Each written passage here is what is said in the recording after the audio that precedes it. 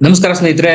ಮೊನ್ನೆ ತಾನೇ ಜಾರಕಿಹೊಳಿ ಅವರು ಡೆಲ್ಲಿನಲ್ಲಿ ಮಲ್ಲಿಕಾರ್ಜುನ ಖರ್ಗೆ ಅವರನ್ನು ಮೀಟ್ ಮಾಡಿ ದಲಿತ ಸಿಎಂ ಆಗಬೇಕು ಅಂತ ಒತ್ತಾಯ ಮಾಡಿರೋದು ನಿಮ್ಗೆಲ್ಲ ನೆನಪೇ ಇದೆ. ಅದರ ಹಿನ್ನೆಲೆಯಲ್ಲಿ ಈಗ ಮತ್ತೊಂದು ಬೆಂಗಳೂರಿನಿಂದ ಹೊರಗೆ ತುಮಕೂರಿನಲ್ಲಿ ಮೀಟಿಂಗ್ ಆಗಿದೆ. ಈ ಇಬ್ಬರು ದಲಿತ ಸಚಿವರುಗಳು ರಹಸ್ಯವಾಗಿ ಮೀಟ್ ಮಾಡಿದ್ದಾರೆ ಗೆಸ್ಟ್ ಹೌಸ್ ನಲ್ಲಿ. ಹಾಗಾದ್ರೆ ಕರ್ನಾಟಕಕ್ಕೆ ದಲಿತ ಸಿಎಂ ಬರೋದು ಪಕ್ಕಾನಾ? ಈ ಬೆಳವಣಿಗೆಯ ನಡುವೆನೆ ಕರ್ನಾಟಕದ ಪ್ರಭಾವಿ ಕೈ ನಾಯಕರೊಬ್ಬರು ಸರ್ಕಾರ ಬಿದ್ರೂ ಪರವಾಗಿಲ್ಲ, ಒಂದು ಕೆಲಸ ಆಗಲೇಬೇಕು ಅಂತ ಈ ಸಮಯದಲ್ಲಿ ಹೇಳಿದ್ಯಾಕೆ? ಅದು ಸಿದ್ದರಾಮಯ್ಯನವರು ಮೂಡ ಹಗರಣದಲ್ಲಿ ಇನ್ನಿಲ್ಲದಂತೆ ಕೋರ್ಟ್ಗೆ ಅಲಿಯುವ ಪರಿಸ್ಥಿತಿ ಬಂದಿರುವ ಹೊತ್ತಲ್ಲಿ ಏನಿ ವಿಚಾರ, ಎಲ್ಲದರ ಬಗ್ಗೆ ಮಾಹಿತಿ ಕೊಡ್ತೀನಿ. ದಯಮಾಡಿ ನಮ್ಮ ಚಾನಲ್ ನ ಸಬ್ಸ್ಕ್ರೈಬ್ ಮಾಡಿ, ಅನಿಸಿಕೆ ಅಭಿಪ್ರಾಯಗಳನ್ನು ತಪ್ಪದೆ ಕಮೆಂಟ್ ಮಾಡಿ ತಿಳಿಸಿ. ಸ್ನೇಹಿತರೆ, ಈಗ ಆಲ್ಮೋಸ್ಟ್ ಮುಂದಿನ ಮುಖ್ಯಮಂತ್ರಿ ಯಾರಾಗಬೇಕು ಅನ್ನುವ ನಿರ್ಧಾರ ಆಗಿ ಹೋಗಿದೆ. ಅದು ಬೇರೆ ಯಾರು ಅಲ್ಲ, ಡಾಕ್ಟರ್ ಜಿ ಪರಮೇಶ್ವರ್ ಅವರು. ಆ ಮೂಲಕ ಸಿದ್ದರಾಮಯ್ಯನವರ ಬಣ ಡಿ ಕೆ ಶಿವಕುಮಾರ್ ಅವರಿಗೆ ಊಹಿಸದಂತ ಆಘಾತ ಕೊಟ್ಟಿದೆ ಅಂದ್ರೂ ತಪ್ಪಾಗ್ಲಿಕ್ಕಿಲ್ಲ. ಇಷ್ಟು ದಿವಸ ಸಿದ್ದರಾಮಯ್ಯನವರು ಯಾವುದೇ ಸಭೆ ಸಮಾರಂಭಗಳಲ್ಲಿ ಪಾಲ್ಗೊಳ್ಳಲಿ ಪೆಚ್ಚು ಮೋರೆ ಹಾಕಿ ಬೇಸರದಿಂದ ಇರ್ತಾ ಇದ್ರು. ಯಾವಾಗ ದಸರಾ ಉದ್ಘಾಟನಾ ಸಮಾರಂಭದಲ್ಲಿ ಜಿ ಟಿ ದೇವೇಗೌಡರು, ನಿಮಗೆ ನೆನಪಿರ್ಲಿ, ಜಿ ಟಿ ದೇವೇಗೌಡರು ಜೆಡಿಎಸ್ ನವರು ಖುದ್ದು ಅಖಾಡಕ್ಕಿಳಿದು ಸಿದ್ದರಾಮಯ್ಯನವರ ಪರ ಬ್ಯಾಟ್ ಮಾಡಿದ್ರು. FIR ಆದ ಮಾತ್ರಕ್ಕೆ ಸಿದ್ದರಾಮಯ್ಯನವರು ರಾಜೀನಾಮೆ ಕೊಟ್ಬಿಡ್ಬೇಕಾ? ಹಾಗಾದ್ರೆ ಜೆಡಿಎಸ್ ನ ಕುಮಾರಸ್ವಾಮಿ ಅವರ ವಿರುದ್ಧನೂ FIR ಇದೆ, ಆರ್ ಅಶೋಕ್ ಅವರ ವಿರುದ್ಧನೂ FIR ಇದೆ. ಒಂದು ವೇಳೆ FIR ಆಗಿರೋರೆಲ್ಲ ರಾಜೀನಾಮೆ ಕೊಡಬೇಕು ಅಂತ ಆದ್ರೆ ವಿಧಾನಸೌಧದ ಮುಂದೆ ನಿಂತು ಎಲ್ರೂ ರಾಜೀನಾಮೆ ಕೊಡುವ ಪರಿಸ್ಥಿತಿ ನಿರ್ಮಾಣ ಆಗತ್ತೆ. ಸಿದ್ದರಾಮಯ್ಯನವರು ಯಾವುದೇ ತಪ್ಪು ಮಾಡಿಲ್ಲ, FIR ಆದ ಮಾತ್ರಕ್ಕೆ ರಾಜೀನಾಮೆ ಕೊಡಬೇಕಾಗಿಲ್ಲ ಅಂತ ಬಹಿರಂಗವಾಗಿ ಬ್ಯಾಟ್ ಬೀಸಿದ್ರು. ಅದಾದ ಮೇಲೆ ಸಿದ್ದರಾಮಯ್ಯನವರು ಸಹ ದಾಳಗಳನ್ನು ಹೊಲ್ಲಿಸ್ತಾ ಇದ್ದಾರೆ. ಜಿ ಟಿ ದೇವೇಗೌಡರ ಹೇಳಿಕೆ ಮೈತ್ರಿ ಪಕ್ಷದಲ್ಲಿ ಅಲ್ಲೋಲ ಕಲ್ಲೋಲ ಉಂಟು ಮಾಡಿದೆ. ಈಗಾಗಲೇ ಛಲವಾದಿ ನಾರಾಯಣ ಸ್ವಾಮಿ ಅವರು ಹರಿಹಾಯ್ದಿದ್ದಾರೆ. ದಸರಾದಂತಹ ಪವಿತ್ರ ಕಾರ್ಯಕ್ರಮವನ್ನು ರಾಜಕೀಯಕ್ಕೆ ಬಳಸಬಾರದಾಗಿತ್ತು ಅಂತ ಈಗ ಜೆಡಿಎಸ್ ನ ಹಾಲಿ ಮತ್ತು ಮಾಜಿ ಶಾಸಕರೇ ಜಿ ಟಿ ದೇವೇಗೌಡರ ವಿರುದ್ಧ ಕ್ರಮ ತೆಗೆದುಕೊಳ್ಬೇಕು ಅಂತ ಒತ್ತಾಯಿಸ್ತಾ ಇದ್ದಾರೆ ಕುಮಾರಸ್ವಾಮಿ ಅವರಿಗೆ. ಸಹಜವಾಗಿ ಇದು ಸಿದ್ದರಾಮಯ್ಯನವರಿಗೆ 100 ಆನೆ ಬಲ ತಂದು ಕೊಟ್ಟಿದೆ ಜಿ ಟಿ ದೇವೇಗೌಡರ ಈ ಹೇಳಿಕೆ.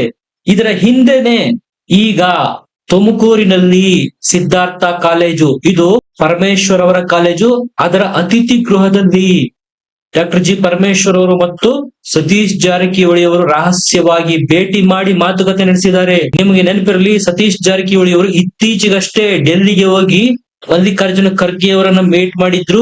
ದಲಿತ ಸಿಎಂ ಆಗಬೇಕು ಅನ್ನುವ ಕೂಗನ್ನು ಸಹ ಇಟ್ಟಿದ್ರು. ಅದಕ್ಕೆ ಸಕಾರಾತ್ಮಕವಾಗಿ ಮಲ್ಲಿಕಾರ್ಜುನ ಖರ್ಗೆ ಅವರು ಸಹ ಸ್ಪಂದಿಸಿದ್ರು.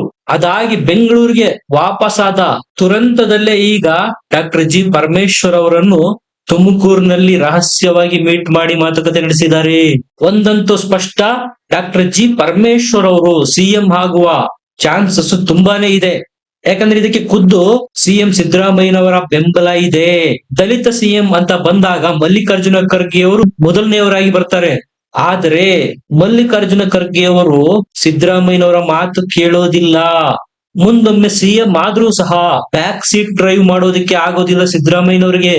ಹಾಗಾಗಿ ತಾವು ಆಡಿಸಿದಂತೆ ಆಡುವಂತವರನ್ನು ಸಿಎಂ ಆಗಿ ಮಾಡಬೇಕು ಅನ್ನೋದು ಸಿದ್ದರಾಮಯ್ಯನವರ ಸಹಜ ಲೆಕ್ಕಾಚಾರ ಕೂಡ.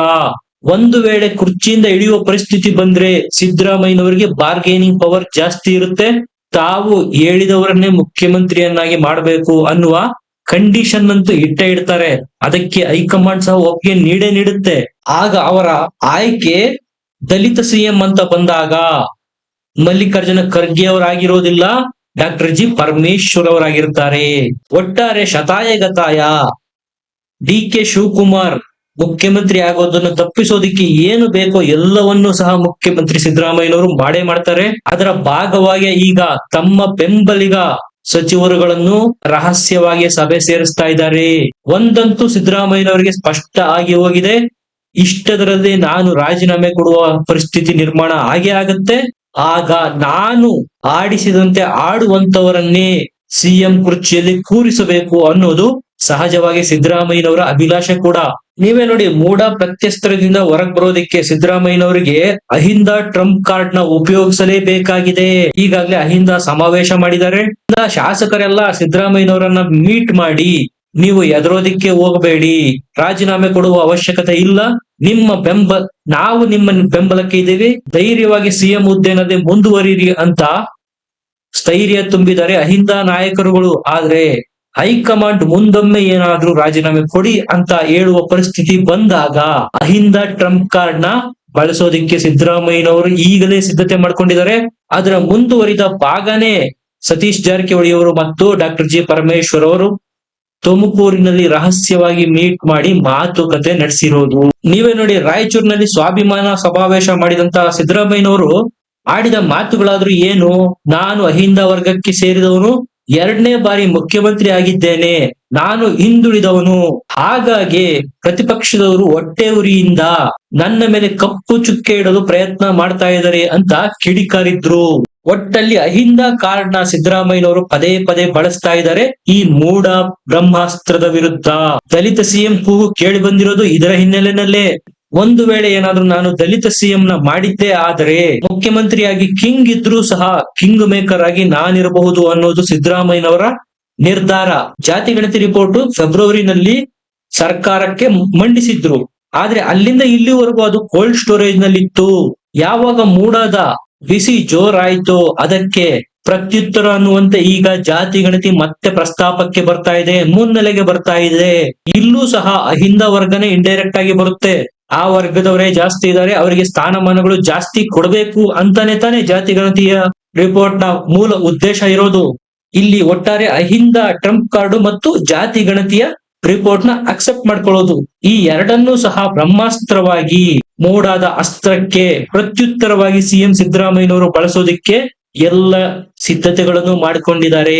ಜಾತಿ ಗಣತಿ ವಿಚಾರದಲ್ಲಿ ಸಿದ್ದರಾಮಯ್ಯನವರು ಎಷ್ಟು ಸೀರಿಯಸ್ ಆಗಿದ್ದಾರೆ ಅನ್ನೋದಕ್ಕೆ ಒಂದು ಉದಾಹರಣೆ, ಸಿದ್ದು ಆಪ್ತ ವಲಯದಲ್ಲಿ ಗುರುತಿಸಿಕೊಳ್ತಕ್ಕಂತಹ MLC BK ಹರಿಪ್ರಸಾದ್ ಅವರ ಈ ಸ್ಟೇಟ್ಮೆಂಟೇ ಅದಕ್ಕೆ ಕಾರಣ. ಸರ್ಕಾರ ಬಿದ್ದರೆ ಬೀಳ್ಲಿ, ಜಾತಿ ಗಣತಿ ಜಾರಿ ಮಾಡಲೇಬೇಕು ಅಂತ ಕಾಂಗ್ರೆಸ್ನ MLC BK ಹರಿಪ್ರಸಾದ್ ಅವರು ಸ್ಫೋಟಕ ಹೇಳಿಕೆ ಕೊಟ್ಟಿದ್ದಾರೆ. ನಿಮ್ಗೆಲ್ಲ ಗೊತ್ತು, ಲಿಂಗಾಯತ ಕಾಂಗ್ರೆಸ್ನ ಶಾಸಕರು ಮತ್ತು ಒಕ್ಕಲಿಗ ಕಾಂಗ್ರೆಸ್ನ ಶಾಸಕರು ಸೇರಿದಂತೆ ಬಿಜೆಪಿ ಮತ್ತು JDS ನಲ್ಲಿರ್ತಕ್ಕಂತಹ ಮೇಲ್ವರ್ಗದ ಶಾಸಕರು ಮತ್ತು ನಾಯಕರ ಈ ಜಾತಿ ಗಣತಿ ರಿಪೋರ್ಟ್ಗೆ ಮೂಡವನ್ನು ಸಮರ್ಥವಾಗಿ ಎದುರಿಸಬೇಕು ಅಂದ್ರೆ ಅದಕ್ಕೆ ಅಹಿಂದ ಅಸ್ತ್ರ ಮತ್ತು ಜಾತಿ ಗಣತಿಯ ರಿಪೋರ್ಟ್ ನ ಜಾರಿ ಮಾಡೋದೇ ಉಳಿದಿರತಕ್ಕಂತಹ ಆಯ್ಕೆ ಅನ್ನೋದು ಸಿದ್ದರಾಮಯ್ಯನವರು ಮತ್ತು ಅವರ ಬಣದವರಿಗೂ ಸಹ ಗೊತ್ತಿದೆ. ಸರ್ಕಾರ ಬಿದ್ದರೂ ಬೀಳಲಿ ಅನ್ನುವ ಮಾತಲ್ಲಿ 2 ಆಂಗಲ್ ಇದಾವೆ. ಒಂದು, ಸಹಜವಾಗಿ 2.5 ವರ್ಷ ಅಲಿಖಿತ ಒಪ್ಪಂದ ಏನಾಗಿತ್ತು ಸಿದ್ದರಾಮಯ್ಯನವರ ನಂತರ DK ಶಿವಕುಮಾರ್ ಅವರಿಗೆ ಅಧಿಕಾರ ಹಸ್ತಾಂತರ ಮಾಡಬೇಕು ಅಂತ, ಆದ್ರೆ ಅದನ್ನು ತಡೆಯುವ ಪ್ರಯತ್ನ ಇದೆ. ಇನ್ನು ಒಂದು, ಹೇಗಿದ್ರು ಮೂಢ ಹಗರಣದಲ್ಲಿ ಸಿದ್ದರಾಮಯ್ಯನವರು ಸಿಲುಕಿಕೊಂಡಿದ್ದಾರೆ, ಅದರಿಂದ ಏನಾದ್ರೂ ರಾಜೀನಾಮೆ ಕೊಡುವ ಪರಿಸ್ಥಿತಿ ಬಂದ್ರೆ ಸರ್ಕಾರನೇ ಬಿದ್ದೋಗ್ಲಿ, ತಾವೇ ಕೊಟ್ಟಿರ್ತಕ್ಕಂತ ಜಾತಿ ಗಣತಿಯ ರಿಪೋರ್ಟ್ ನ ಅಕ್ಸೆಪ್ಟ್ ಮಾಡ್ತೀವಿ ಅನ್ನುವ ಮಾತನ್ನು ಉಳಿಸಿಕೊಂಡು ಮುಂದಿನ ಚುನಾವಣೆನ ಎದುರಿಸೋಣ ಅನ್ನೋದು ಕಾಂಗ್ರೆಸ್ನ ನಾಯಕರ ಲೆಕ್ಕಾಚಾರ. ಹಾಗಾಗಿ ಜಾತಿ ಗಣತಿ ರಿಪೋರ್ಟ್ಗೆ ಈಗ ಎಲ್ಲಿಲ್ಲದ ಮಾನ್ಯತೆ ಬಂದಿರೋದು. ಈಗಾಗಲೇ DK ಸುರೇಶ್ ಅವರು ಅಪಸ್ವರ ಎತ್ತಿದ್ದಾರೆ ಜಾತಿ ಗಣತಿ ರಿಪೋರ್ಟ್ಗೆ. ಸರ್ಕಾರ ಇದನ್ನು ಅಳೆದು ತೂಗಿ ಜಾರಿ ಮಾಡಬೇಕು, ಈ ವಿಚಾರದಲ್ಲಿ ಎಚ್ಚರಿಕೆ ಹೆಜ್ಜೆ ಇಡಬೇಕು ಅಂತ ಜಾತಿ ಗಣತಿಯ ರಿಪೋರ್ಟ್ಗೆ ವಿರುದ್ಧವಾಗಿ ಮಾತಾಡಿದ್ದಾರೆ DK ಸುರೇಶ್ ಅವರು. ಅವರಿಗೂ ಸಹ BK ಹರಿಪ್ರಸಾದ್ ಅವರು ಟಾಂಗ್ ಕೊಟ್ಟಿದ್ದಾರೆ. ನಮ್ಮ ಕಾಂಗ್ರೆಸ್ನ ಪ್ರಣಾಳಿಕೆನಲ್ಲೇ ಇದೆ ಜಾತಿ ಗಣತಿ ರಿಪೋರ್ಟ್ ನ ಅಕ್ಸೆಪ್ಟ್ ಮಾಡ್ತೀವಿ ಅಂತ, ಇದನ್ನು ಅವರು ತಿಳಿದುಕೊಂಡು ಮಾತನಾಡ್ಲಿ ಅಂತ. ಸ್ನೇಹಿತರೆ, ಇದ್ರ ಬಗ್ಗೆ ನಿಮಗೇನ್ ಅನ್ಸುತ್ತೆ? ದಲಿತ ಸಿಎಂ ಮಾಡ್ಬೇಕು ಅನ್ನುವ ಸಿದ್ದರಾಮಯ್ಯನವರ ತಂತ್ರ ಫಲಿಸುತ್ತಾ ಡಾಕ್ಟರ್ ಜಿ ಪರಮೇಶ್ವರ್ ಅವರು ಹೊಸ ದಲಿತ ಸಿಎಂ ಆಗ್ತಾರಾ, ಅಥವಾ ಜಾತಿ ಗಣತಿ ರಿಪೋರ್ಟ್ ನ ಅಕ್ಸೆಪ್ಟ್ ಮಾಡುವ ತಿಕ್ಕಾಟದಲ್ಲೇ ಸರ್ಕಾರ ಏನಾದ್ರೂ ಬಿದ್ದೋಗುತ್ತಾ? ಅಭಿಪ್ರಾಯಗಳನ್ನು ಕಮೆಂಟ್ ಮಾಡಿ ತಿಳಿಸಿ, ಲೈಕ್ ಮಾಡಿ, ಶೇರ್ ಮಾಡಿ, ನಮ್ಮ ಚಾನಲ್ ನ ಸಬ್ಸ್ಕ್ರೈಬ್ ಮಾಡಿ. ಮತ್ತೆ ಸಿಗೋಣ, ನಮಸ್ಕಾರ.